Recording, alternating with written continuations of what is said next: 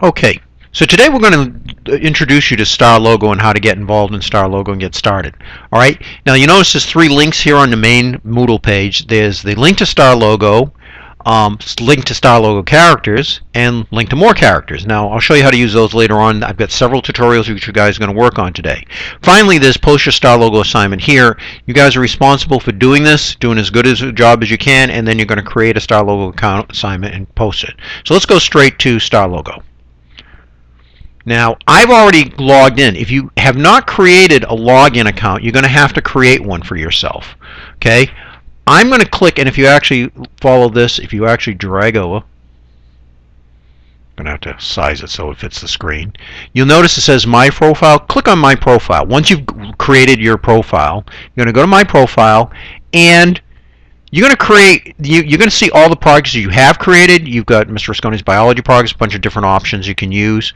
One of the suggestions is if you want to go look at other people's projects, click on resources. For you today, what I'm going to ask you to do is create a new project. So you're going to click create new project. It's going to be a blank project. I know there's a strong desire to do either first person action game or simulation. Skip those, they have problems. Blank project, submit.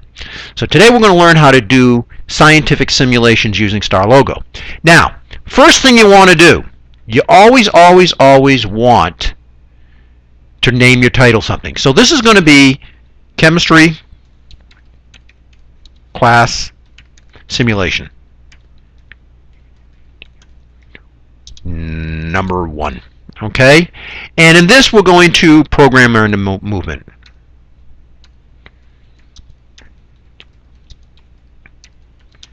Now, what I'm actually doing in this video is I want to actually show you the different things on the screen. All right, there's a couple of buttons, there's a couple areas here.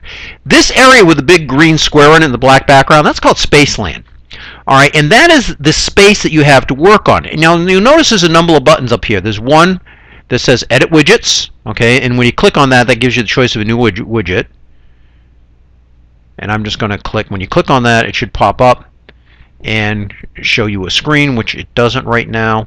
And I'm just going to go back. Whoops. Chemistry Class Simulation 1. For some reason that doesn't work on this. I think it's because I'm using Google Chrome. Hopefully Google will be able to handle the rest of this. So Edit Widget allows you to create buttons. Like for instance the Setup button and the Forever button and the Score. Those are all widgets. This is how you put graphs in. This is how you create new characters while the game's going on. That's what widgets do. Reset the Camera allows you to change the camera back to a different screen. Zoom in and zoom out. That's pretty obvious. Agent View will select one of the agents. You'll see things from a 3D view. And then there's Edit Breeds. So what you're going to do when you hit Edit Breeds is this is how you create new breeds or rename things. Now, here's the deal. Even though you create an agent here, you haven't given them any characteristics. All right? So when you add a breed, you click, say, Add Breed, and I'm going to call this Atom 1. And say, OK. Call a new breed. We'll call this Projectile. All right, and you can do any sort of game you want for now. Right now, I'm just asking, I want you guys to see if you guys can create a project where something happens. And suppose I don't really like turtle as a breed. I'm going to call that guy Zombie. Okay, so that's what you guys are going to do. So the first thing I want you guys to do is create your own breeds. All right, so this is Spaceland. Now, the next thing I want to show you is if you drag down here, you'll notice there's a whole other screen. This is your work page. And the first tab you see is the world. Okay. Then there's Everyone, Projectile. These are the breeds I created, Atom 1 and Zombie. Now, what you need to understand is what these different things do. Anything that you want to happen, when you want to hit the setup button, you want to create things, and you want to set the world the way it's going to be, that you do with the World tab. All right? Then, later on, things that you want to happen over and over again. So things that happen once, that happen during the setup, occur, that's where you put them in the world. Things that you want the individual agents to do, if you want the zombies to step forward every time it runs the code, well, you do Zombie. But that's a repeating action, and that's going to be done with what's called the Forever button. All right? So the world is where you set things up. The zombie is where you give the zombie his individual actions, the atom his individual actions, the projectile his individual actions, and every one of things that you might want everybody to do. Over here on the side, you'll notice there's a whole bunch of different possibilities. One of the things I want you to notice, though, is you notice how they got little hooks in them, the little like a Lego little block. Okay, those little Lego blocks become important. You cannot just drag something like this. Something like this has to be attached to something else. So I'm going to throw that in the trash for now. Going to reset the world. And I want you to show you where the drawers are. If you click on this drag down button where it says agents, you notice you have agents, detection, environment, interface, list, logic, math, movement. These are all different possibilities. Detection does collisions. So for example, if you want when a zombie hits a person, it turns it into another zombie, that's where you would do it.